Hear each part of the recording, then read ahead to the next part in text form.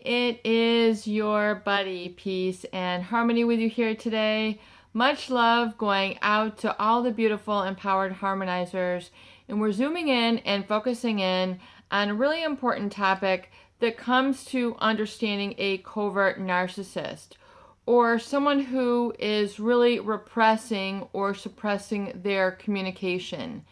They are stonewalling you. They're just kind of ignoring you. They're not giving you the communication exchange from common courtesies, like asking how you're doing, checking in with you.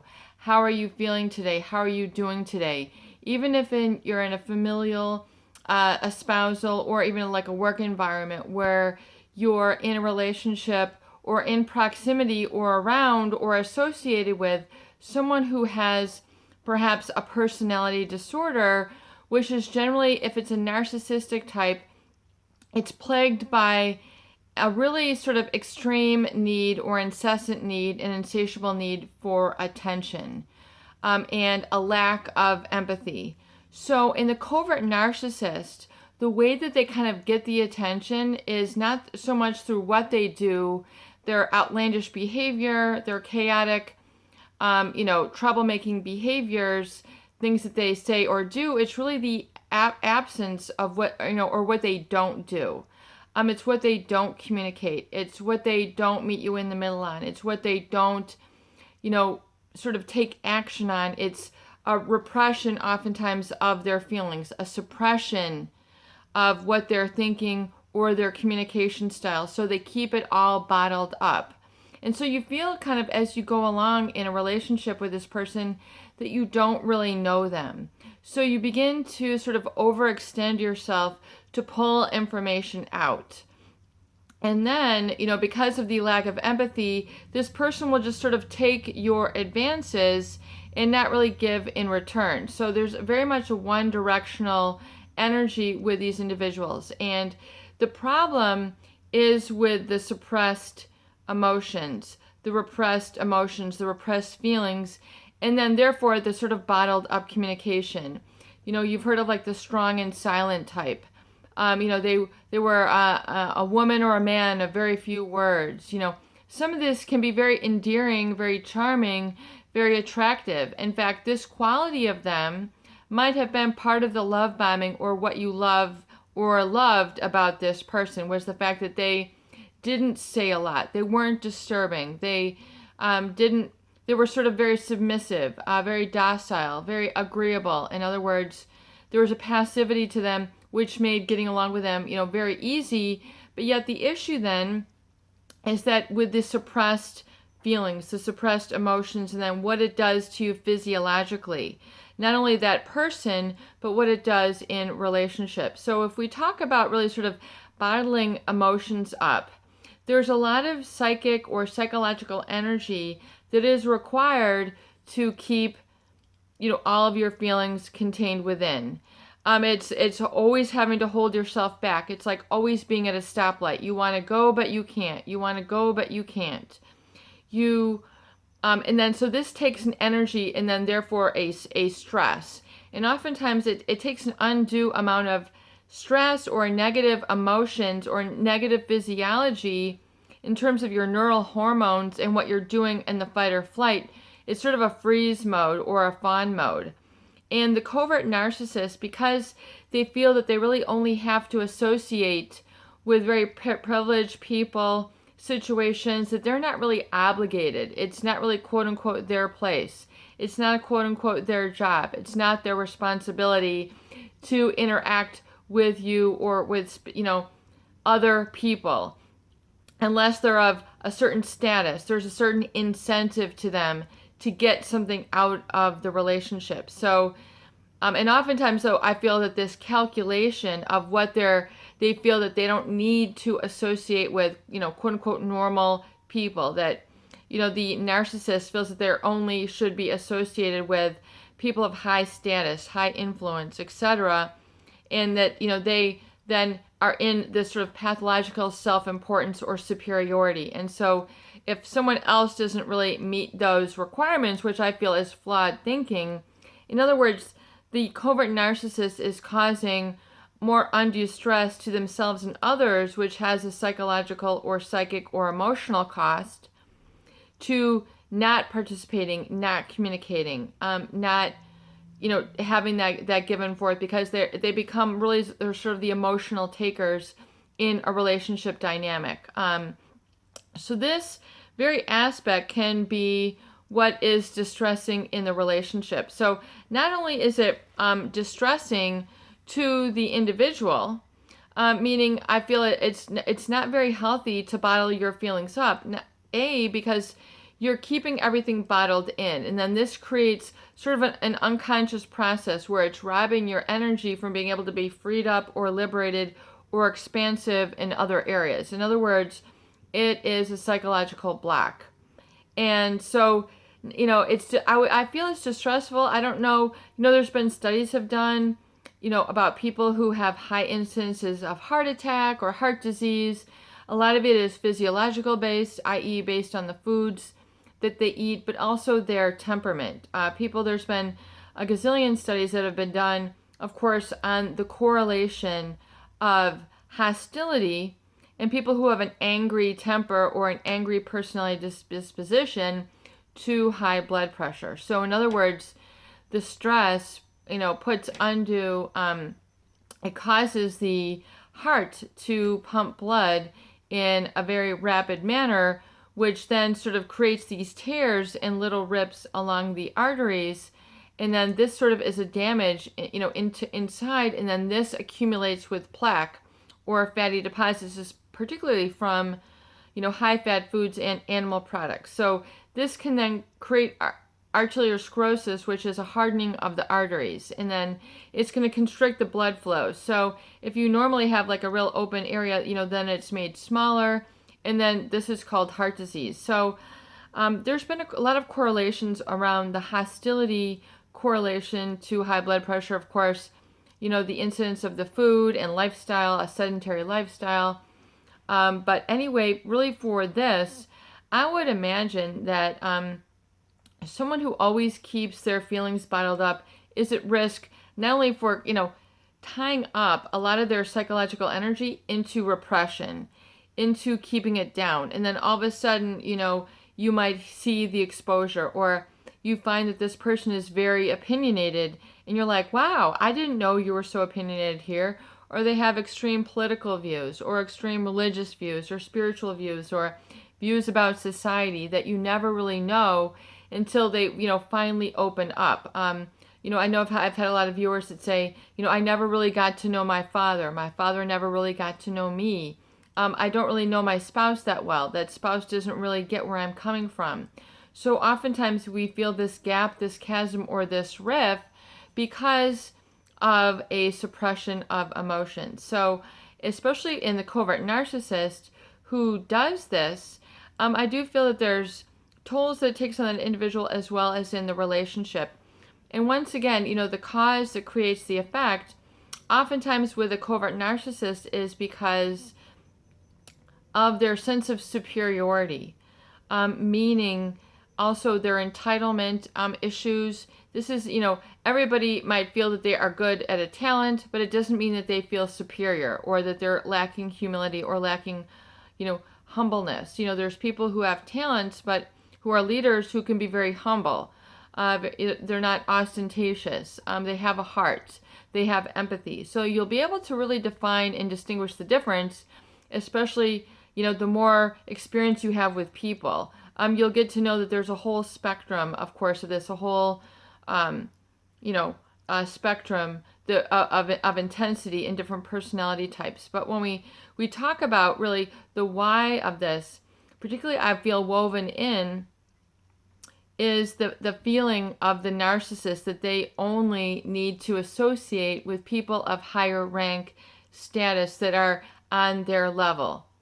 And so if you are, if you're, I don't know, if it's kind of like backwards, where they're feeling that, that the kids are inferior to them because they're younger, or their spouse is inferior to them because of their sex type or whatever that they're assimilating in their mind, this oftentimes can be a repressed emotion, a repressed psychological state, which is causing them a lot of psychic energy or psychological energy to not, to not discuss, to not talk, to not share. So you oftentimes feel these people are, they're not sharing something. There's something that's like missing, that there's something that they're not communicating. You always feel, and so this then creates kind of an over obligation, or you're trying to meet them more than in the middle. And then with the positive reception, when you're able to always keep them in, the center of attention. The other thing with a narcissist, a covert narcissist, and any sort of personality disorder who is narcissistic truly, is they do, require a lot of attention. They need all eyes on them. There was a great interview with Howard Stern recently on the David Letterman, My Next Guest Is. I think that's the name of the title of the Netflix. And Howard Stern, the radio personality out of New York, who very famous guy, but he said in the interview he has a black belt level 10 in narcissism. He always needs attention. So this is a great statement from someone who is a professed black belt 10 level of who's a narcissist. I mean, he just puts it out there. And then he describes a little bit in that interview with David Letterman of the toll that it took on his relationships, of the toll it took on his family. And he wrote a book, and he talked about his life history, his history as a child. And his sister came out in the news, was like, "You didn't even mention me once." And he's like, after the book was published, he had already had a lot of interviews, and he heard this response from his sister. He was like, "Well, I kind of forgot that you were there."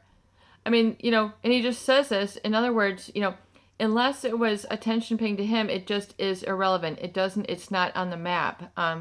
It's not open for communication. So for some reason, he needed all the attention and felt entitled to take all the opportunities for which the attention had to be on him. So a very interesting testimonial and profession from someone who is, obviously he's an overt narcissist, but if you can understand the covert narcissist, once again, it's not so much in what they say or do, it's what they don't say or do, it's what they withhold. So that creates the gap, the sort of hurt, the woundedness, and then the negative effect and stress on others who are in a relationship to overextend themselves, to always kind of put this sort of covert attention on them. In other words, all your decisions end up being connected and pivoting and pivotable and centered around this person's needs. And oftentimes this is very deep and subconscious. So you don't find that you begin to sacrifice yourself, your life purpose, your own, healthy relationships, because this person, a covert narcissist, can take up a lot of psychological space in your heart, mind, and spirit. Even though there's not a lot of like, hey, you're gonna, you don't have like a lot of outward expression or communication. It's just a subconscious defense process that keeps you trauma bonded or enabling this relationship, to keep that relationship sort of going, i.e., you're a good supply source. You might find that, you're subconsciously belaying or sacrificing your needs, or especially your needs to be independent, separate, and distinct from, and validated and loved as such. So oftentimes you're not receiving the communication that you are loved, that you're validated, that you are okay with your feelings are okay, your opinions are okay, your vocalization, your communication is okay. It's like the use it or lose it. If you don't, you're not able to engage that part of your personhood to express yourself. It's going to wither, and it's really going to die until the pain gets great enough and you say, there is, I'm missing something in life. Like, I'm missing something. And so then this is where the interpretation comes in, like, I'm not good enough, I'm crazy, I'm too needy, I'm too sensitive. And then this whole inner dialogue begins to proliferate and become a problem, where then the individual who's in a relationship with a covert narcissist, because of what they're not receiving, then begins a whole journey or internal dialogue of like, I am not good enough, I am not worthy, I am not lovable. And then they have communication problems, relationship problems as as a result, going out beyond. So their world becomes very small and restricted only to relationships with this individual because of this sort of unconscious trauma bond that you can only stray so far, you can only grow so far, you can only, go so far in your life. Other words, you will be disappointing me. You will not be here for me. And so there's this unconscious dependency which is created. Codependency. Codependent No More, Melanie Beattie, an excellent book. CODA, the organization Codependence Anonymous is a great organization.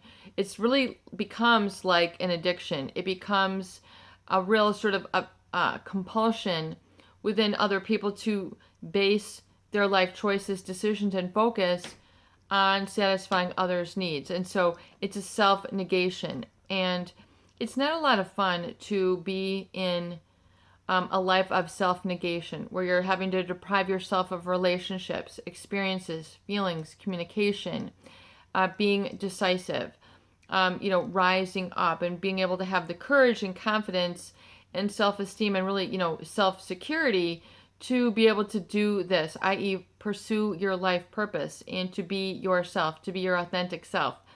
And that, is the full spectrum of your emotions. So whether you're laughing, you're crying, you're sharing things, or you're asking for a shoulder to put your head on, oftentimes in the covert narcissist, this is looked down upon or just not provided.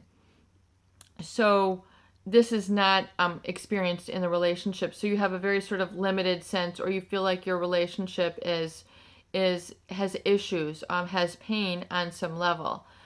And so that is the why that's created the effect. So realize that, to what degree, if you can answer here in the privacy of this video, to what degree have you participated in this self-sacrifice, in this self-negation, in this negative self-talk?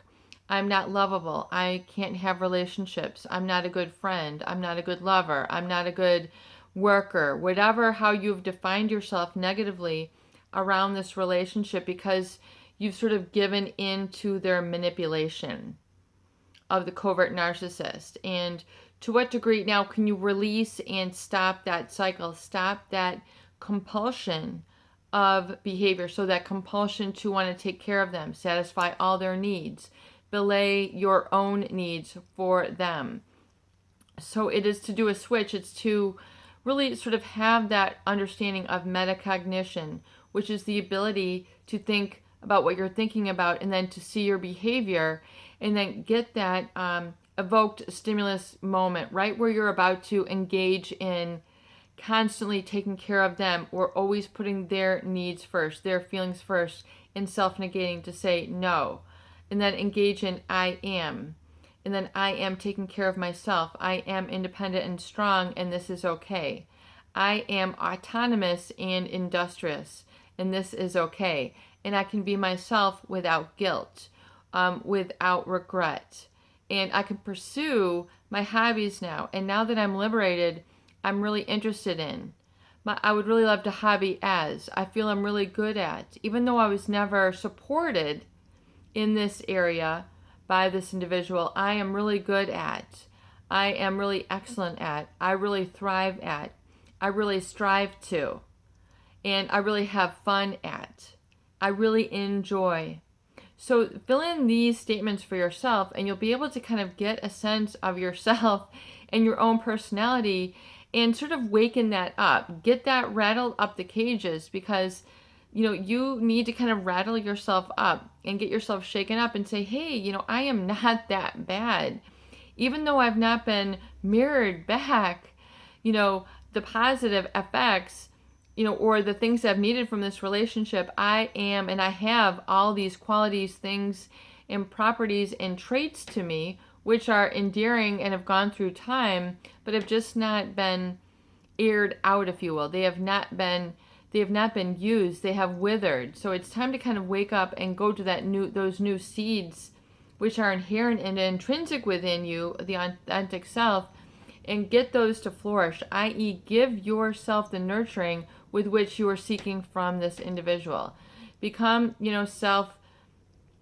like a self-generating self-care machine. Give yourself the love. Treat yourself like the best friend that you have, treated them as. In other words, love bomb yourself. Treat yourself as your own best friend. So, for example, if you were to see yourself hungry or eating unhealthy, hey, best friend, why don't I really make you a salad with some grilled chicken? Wouldn't you love that? And then make your own best friend, i.e. yourself, that salad. Hey, you've been stuck on the couch for way too long, and you've been down in the dumps in a funk for way too long. Why don't you go for a walk? So just like as if you were to see yourself as your own best friend, or kind of see yourself, in other words, if someone else that you know is behaving, feeling, or experiencing life in the same way, how would you approach them? And how would you lift them up out of their funk? Hey, you haven't fixed up your living room in a while. Why don't we do that? Let me help you with that. And then help yourself in all those ways as you would a best friend who is in needing of this uplifting and support and nurturings, and not the criticism, complaints, lack of communication. Do some things to really bring yourself out and see how this works for you. And I would definitely recommend writing down and getting out your own feelings. Just as we discussed the importance of this, all sorts of studies have been done on the healing effect of writing and expressing your emotions. And so the recovery journal is a great way for you to get out all your feelings, not keep your own self bottled up, so you can then encounter yourself. Hey, I never knew that I felt this way, or it's so good to get this off of my chest. It's so good to get this off of my shoulders. It's so good to get this out of my head. It's so good to get this out of my gut. So those are the aha, I'm loving it experiences that I want you to have with the recovery journal. So when I talk about the book that I'm writing and the website, these are the tools that I have developed and incorporate in the healing, because you really need to kind of plug into this. And I definitely feel there's a huge, vast gap in the healthcare system that is not addressing and giving these simple tools. I do feel that the common healthcare is, oftentimes it can be expensive and it doesn't really satisfy you. It's not really interactive enough. A lot of people feel very uncomfortable in a doctor's office, and they don't feel that they can just be in the privacy of their home. So really that is why I have created the channel and the tools and the resources here. And absolutely, if you want to donate to the channel, if we've been a positive influence or impact, you can donate to the PayPal Donate Now button here on the homepage of YouTube. If you would like to give in and participate with the channel, you absolutely positively can do that. But I'm not here to replace healthcare. I'm just here to supplement and enhance your personal growth experience, especially as it relates to relationships with manipulative individuals who are covertly manipulative. So it's a very, very difficult thing to articulate, but I'm doing my best to help you to flush it out or get it out, dissect it out, get into the grit of what is going on, so you can understand and say, okay, I see how and why this has happened, and now I'm going to participate in ways that help me to actually take action and move beyond in a healthy, happy, fun, fulfilling manner, versus feeling, the opposite, that you've got something wrong, you're confused, it's foggy, you don't know what's going on, I feel unempowered, I feel helpless, I can't take care of myself. So we're really trying to flip up that path for you on the journey here on the Peace and Harmony channel. So I hope these videos do help. Please share and please subscribe for more great tools, videos, discussion, and support.